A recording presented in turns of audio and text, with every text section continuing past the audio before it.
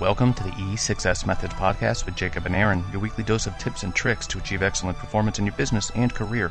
Join us as we explore deeper into the practical world of Lean, Six Sigma, project management, and design thinking. In this episode number 188, we break the rules. This was an episode I had retrieved from the trash bin, dusted off, and decided to serve up again. We recorded it years ago but could never get the company's branding department to okay the content, so I removed all the brand-related messaging and disguised the voice of the guest. I hope you enjoy it. I hope I don't get in trouble for it. Our guest shares his insight for large legacy IT systems overhaul, how they rebounded from a failure, and what it took to be successful. If you're just tuning in for the first time, find all our back episodes on our podcast table of contents at e6s-methods.com. If you like this episode, be sure to click the like link in the show notes. It's easy. Just tap our logo, click, and you're done. Tap, click, done. Here we go. We have hit a point in our podcast where I'd like to open up the box. I mean, there's obviously Lean and Six Sigma, operational excellence, or any kind of continuous improvement. I feel that our listeners can or have more content or contributions to provide us and maybe even enlighten some of the listeners on how they feel about certain topics, just not what we think about those things. So if we could get a brave soul willing to come on the podcast, would love to hear of unique ways that people have used maybe a different tool, best practice, or even better, a lesson learned from maybe a poor execution of a tool. Go to our website, www.e6s-methods.com. Click on the button that says Call for Content. Let us know what you'd like to share. Welcome to the E6S Methods podcast. Thank you. Thank you so much, Aaron, for having me. It is my pleasure. And before we get too far, tell us a little bit about what the program was intended to. What problem was it trying to solve, and can you give us some background on that? Yeah, absolutely. So basically, Aaron, what we had is a rather heterogeneous systems and process landscape, which is a result of many, many years of, mergers, emergers, consolidation of offices. Mm-hmm. At some point in time, what we end up with is with something that is very costly to maintain, something that creates challenges when it comes to making changes without a ton of effort or money. Mm-hmm. It impairs your speed and agility. That is one of our main guiding principles. We want to provide our customers and dealers an experience that is commensurate with our brand suite. The problem we were trying to solve is, on the one hand, the harmonization of our core receivables system, which is the center, the core of our landscape. So think of it as three very large applications, two mainframe, one mid-range, which were highly customized over the course of 20, 30 years. Mm-hmm.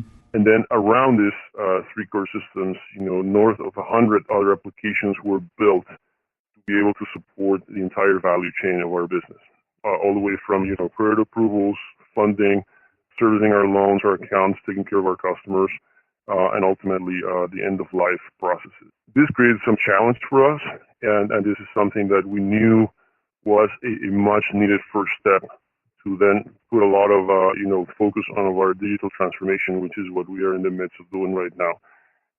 Challenges, I would say, one, unlike most captive finance companies, Aaron, we service both consumer portfolio and commercial portfolio, and each of them has distinct requirements in terms of functionality, regulatory compliance, and overall, all the way down to capabilities of the solution. So we set out to find a solution, and we were pretty open-minded about the fact that we may or may not find a one solution for all of our needs. Right. We ended up finding that solution.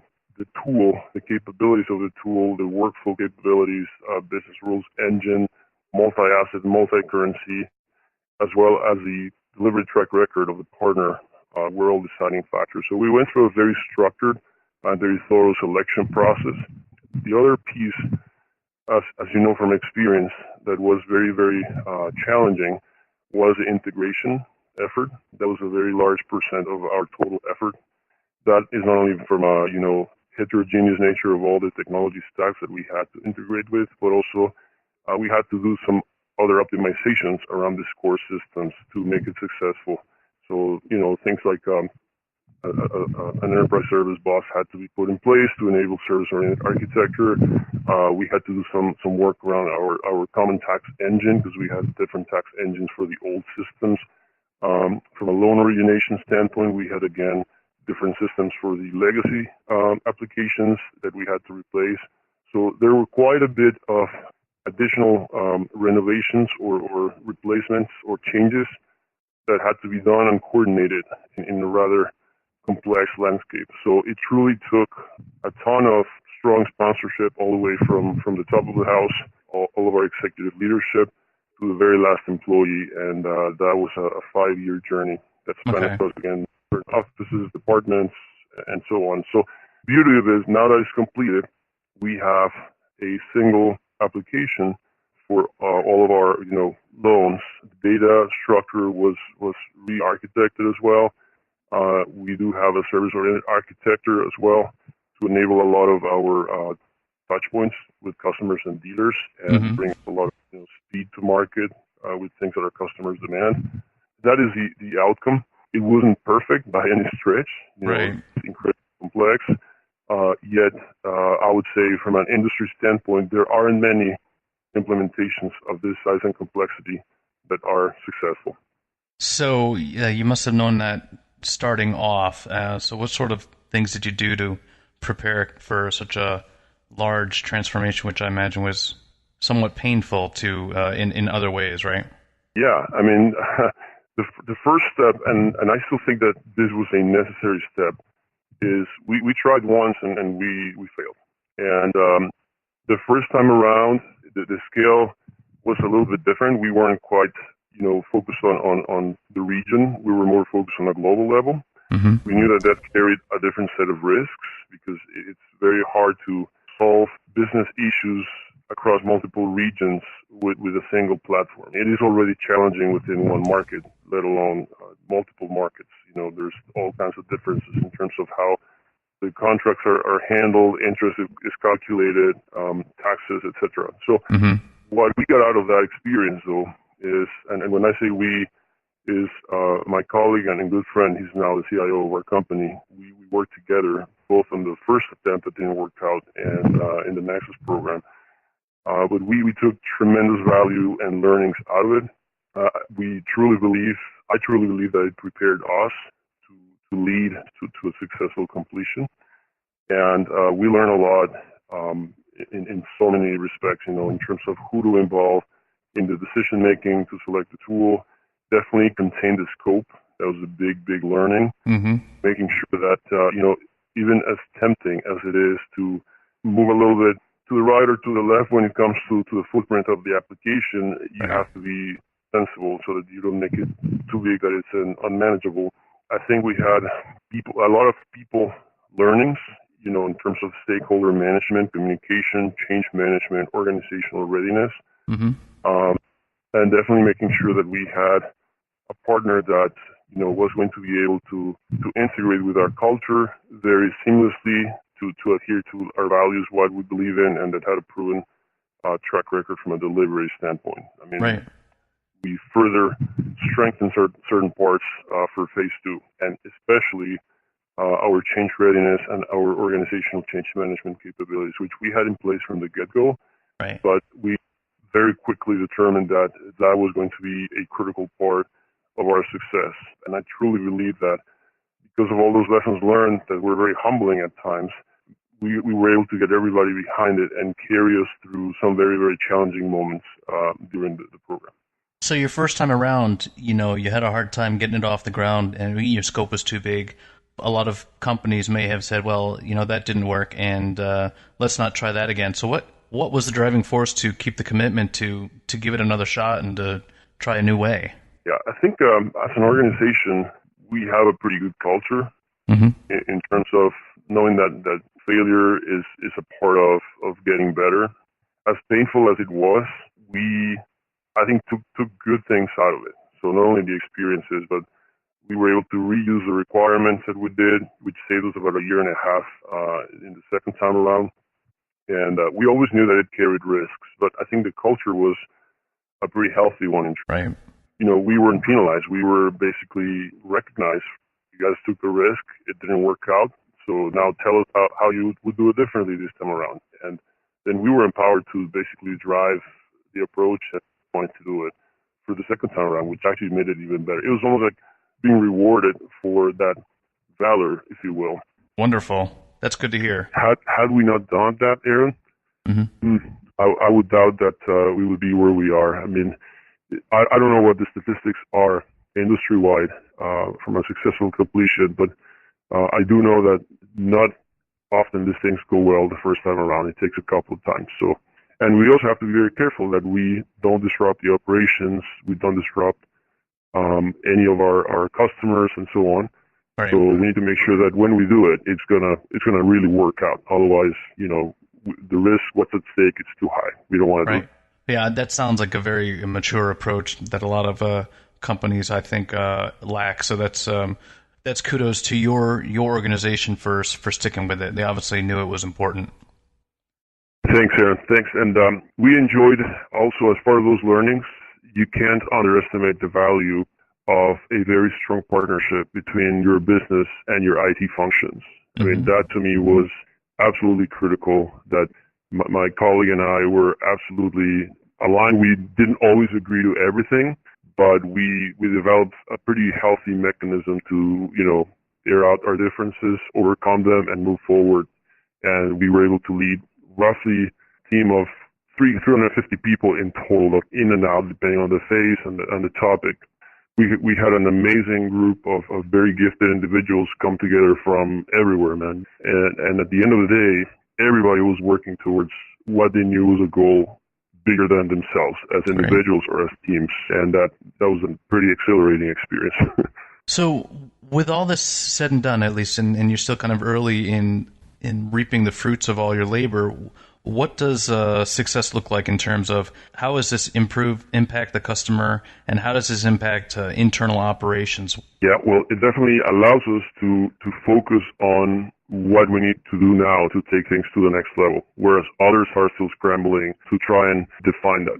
So let me rearticulate. We basically froze a lot of our change that was non-essential because of the stability we had to have in the environment to deliver on this project. But we've had a roadmap that has been, further refined about a lot of the things that we want to do. The possibility to talk about, the customer and dealer journeys that we have laid out now in cooperation with our brands and our brand partners, and the possibility of what we can do right now, and some of the turnaround time that we're seeing in some of our projects is quite remarkable, something that we would never have been able to do before. There's some other, benefits in terms of there's oftentimes changes in terms of regulation or taxes and so on. So we would have had to do that in multiple systems before, multiple times over, incurring a ton of expense and focus. And now we can dedicate that resource to primarily enhance our customer experiences. So we have now a series of journey maps for all of our different business models. We have personas, we have a number of ideas and things that we have identified that we would like to do. Right. And, the industry changes very quickly. Automotive industry, as you know right now, is turning into rather a mobility solutions industry. And that's where you see a lot of the activity happening with all the big players. So we feel we are in a very good position to take that on and to continue to move our dealer and customer experience to a place where we want to be, which is the best, and that's commensurate to our brand value proposition. And I know it may sound pretty easy to do or conventional, but the details behind the scenes to deliver on those experiences are many, and you have to have the right foundation. And so I think the road ahead will continue to be challenging, and we still have some renovation to do, but I think we definitely have a very healthy portfolio of ideas and very concrete things that we want to do. And that is enabled by now having this big step behind us, right? So we can do a lot more right now and faster. And that is really, if you think about digital transformation and how fast a lot of the newcomers can move, precisely because they don't have a lot of the legacy, basically we are there. We are competing aggressively. This is like, being in good shape when you're an athlete versus when you kind of slack off and you can't perform at your highest level. So this is something that allows us to be fit and perform at the level that we want to be performing as an organization. And that's what makes it very unique and very powerful. But again, the work and the risk and the complexity, they're all still there. It's just we are able to get a lot more out of our efforts and our investments, right? It's like taking a 40-year-old me and making me feel like I'm 20 again. Kind of like that. If we could only hope. We can only hope. If you find a recipe, please let me know. You are listening to E6S Methods Podcast, brought to you by E6S Industries. Join us on our website at www.e6s-methods.com. Journey through success. Are you applying for professional certification in your field? You'll be happy to learn that all this time you've been streaming Jacob and me into your ears, you've also been earning continuing education units, or CEUs, which can be applied toward most professional certifications. You can do your research, all the math, and figure out which episodes are applicable for which discipline, or you can save yourself the time and hassle and just order a CEU report from us. All you need to do is provide us with which episodes you've listened to, and we'll provide you with a portfolio including details about each episode and a certificate of recognition with a CEU breakdown by competency, including leadership, tactics and tools, strategy deployment, and principles and philosophies. So if you have certification on the mind, start here and save some time. Just go to e6s-methods.com/CEU to order yours. So along with that, what kind of upskilling of your folks did you need to do to meet the vision of the future for this new program that you have ongoing? Well, when we started, that's a great question. And when we started, we brought the team together and we identified three key competencies that were critical for our success. The first one was obviously subject matter expertise. It is a very complex business, and you cannot underestimate that. We have, again, regulatory, legal, compliance, customer KPIs. So there's a lot of very important things, and we knew we needed to have the best qualified individuals across the entire organization involved in the program, and we knew we needed them full time. No questions. That was a non-negotiable. Okay. And starting with us from the leadership. So the SME was the first step, and we self-assessed based on, the scope of the program and what type of subject matter expertise. And I can cite examples. We have finance experts, tax experts, technology experts in multiple areas, business experts across multiple processes, brand experts, etc.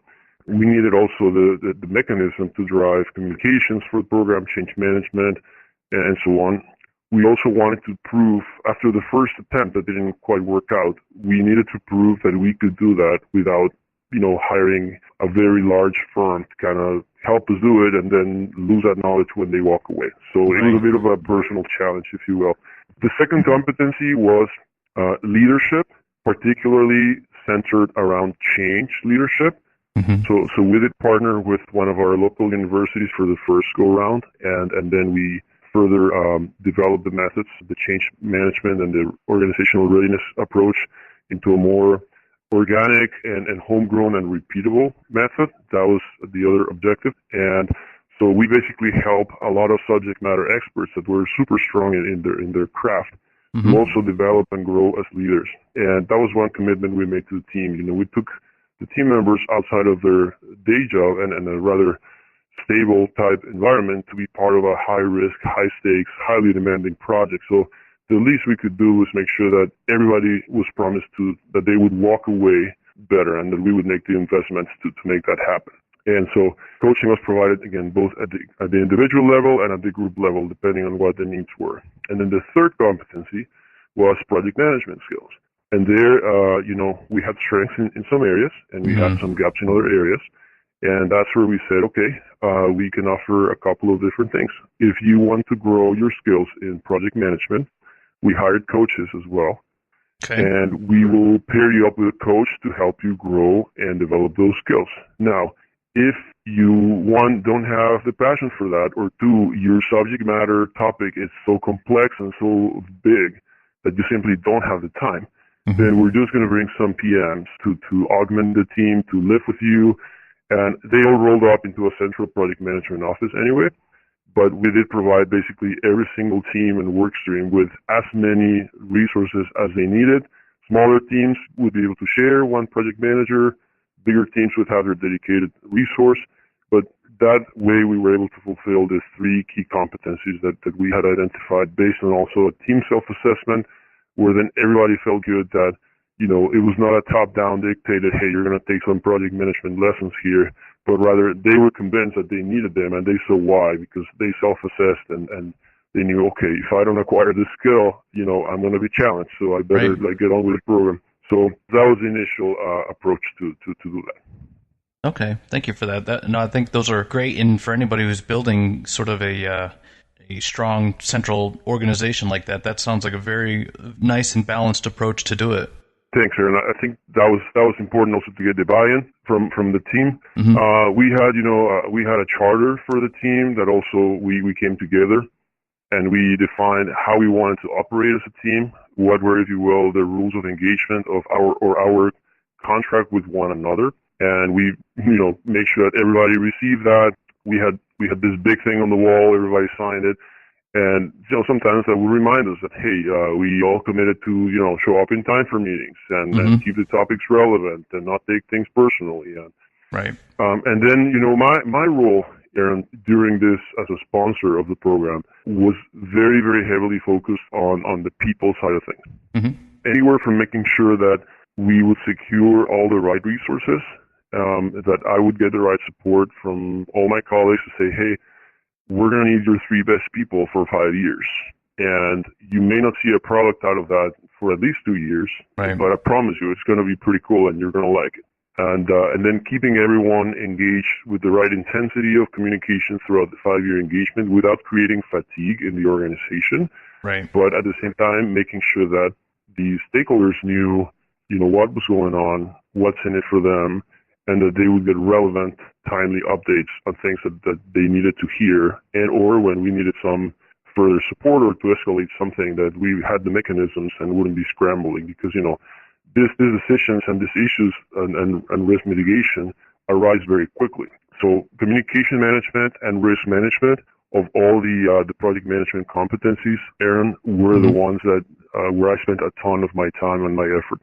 And then motivation, that was huge. Right. Keep the team focused, motivated, moving decisions quickly, blocking and tackling, removing roadblocks, escalating all the way to the very high levels of the organization, and then knowing that I had their backs, and also empowering them in getting out of the way. The path is clear. You just get out of the way and let them done. But the PMO played a key role too. Strong integration, making sure that we knew what everybody was doing without micromanaging, and managing dependencies and collisions very diligently within the project and also outside of the project with any other, projects or initiatives going on. Okay. I appreciate you for giving us this bit of time. So is there any last parting words you'd like to leave with the audience? I would encourage everyone not only to try and make genuine connections, but also to be comfortable with change, with getting out of their comfort zone, and to learn. And, for the podcast and your audience, it's a lot about successful, delivery of change and transformation. And I think that the technical skills are a great place to start, but you do need a ton of leadership and people skills to do it successfully as well, and that cannot be underestimated. Right. Aaron, thank you so much, and all the best to you and to your audience as well. Thank you so much. Right. Oh, you're welcome. Thanks for listening to episode 188 of the E6S Methods podcast. Don't forget to click like or dislike for this episode in the show notes. Tap click done. If you have a question, comment, or advice, leave a note in the comments section or contact us directly. Feel free to email me, Aaron, AARON, at E6S-methods.com or on our website. We reply to all messages. If you heard something you like, share this with a friend or leave a review. Didn't like what you heard? Join our LinkedIn group. Tell us why.